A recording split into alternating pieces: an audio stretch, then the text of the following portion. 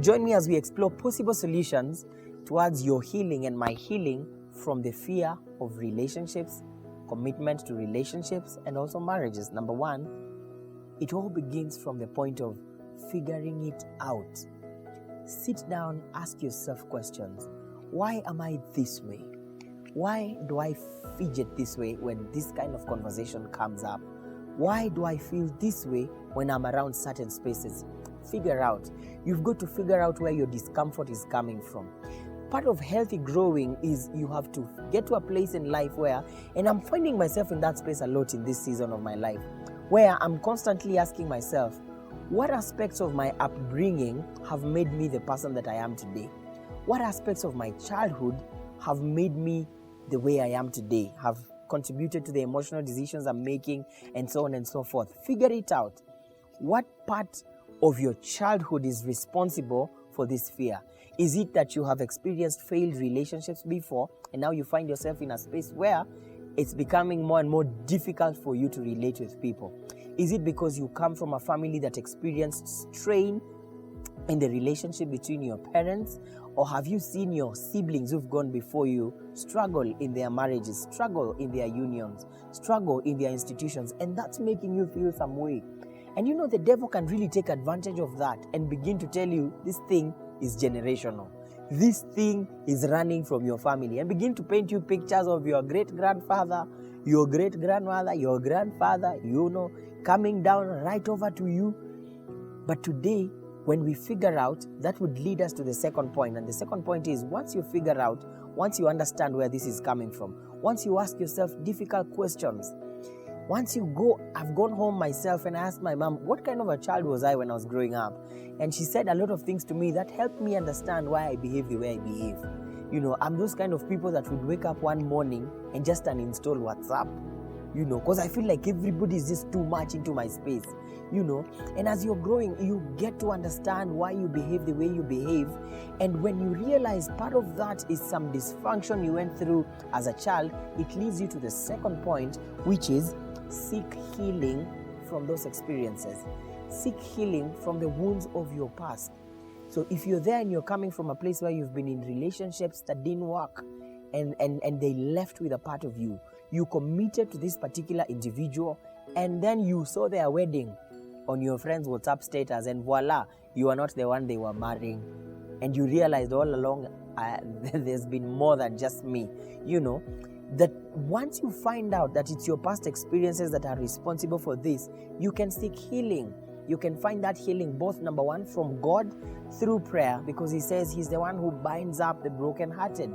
God can heal your heart, but you can also find that healing from even professionals around you. Counselors you can go to and sit and talk to them. And here on CITAM ChurchOnline, we would be happy to plug you in case you might need to talk to someone. We'll be very happy to link you to a counselor who will sit with you, hear you out, and just help you pursue that healing. But all of us must realize healing is our individual responsibility. It's possible that some of your greatest hurts in life have been caused by people that moved on with their lives. Some of you are bitter at your exes, and when you go on to stalk them on social media to see if they are suffering, you realize they are receiving their third baby, and you are still stuck on a pain that was inflicted in you 10 years ago. Please hear me, and this is an uncomfortable truth, but I'll say it anyway. Healing is your individual responsibility. It doesn't matter whether they come back to say sorry or no, but the more you do not seek that healing, you are only but a captive to your own pain. And this is where we get to that space, and maturity tells you that at this point in my life, I've got to be responsible for my own healing. And whether they say sorry or not, you make the intentional decision of walking and running towards your healing. Because believe you me, it's possible to ground 20 years of what would have been a beautiful, fruitful year of your life and cripple it down to misery, pain, disappointment, and brokenness. And when you look at your perpetrators, they've moved on. They are doing better, and they are pursuing careers. You have to allow the Lord to heal your heart. And you have to reach out to people that can help you seek that healing, whether the perpetrators have come back to say sorry or not. Number 3, talk to someone. Talk to people. Especially those of you that are Christians and have a relationship with the Lord. You have a tendency of spiritualizing everything. and you demonize anything that is not spiritual. You demonize counseling, you demonize psychology, you demonize them because you're operating on some spiritual wavelength. Listen, you will operate on a spiritual wavelength that will plunge you into destruction. Sometimes it helps to talk with people. Sit down with people and ask them for feedback about you. Ask them about how they feel being friends with you. And you might realize that some of us have been bullied into just friendships, and we've never been given a chance to tell how we actually feel about this particular friendship. So talk to people. Talk to counselors, go online. There are tools, there are questions you can answer that helps to, just help you understand yourself, to understand your emotions and so on and so forth. Talk to people because, again, no man is an island. Number 4, surround yourself with some positivity. It's impossible for you to think positive about relationships or even marriages when the people around you are people that demonize it from the beginning. You won't be able to see marriage as something beautiful when the people around you are not speaking that language. Surround yourself with some positivity, with some people that speak the faith language, with people to whom the Bible is the blueprint or the foundation or the lens through which they see the world or even relationships and marriages. That will help you get yourself some success stories. But if all you're listening to is stories of people that have been broken before, and as genuine as that might be, it's not all there is in the society.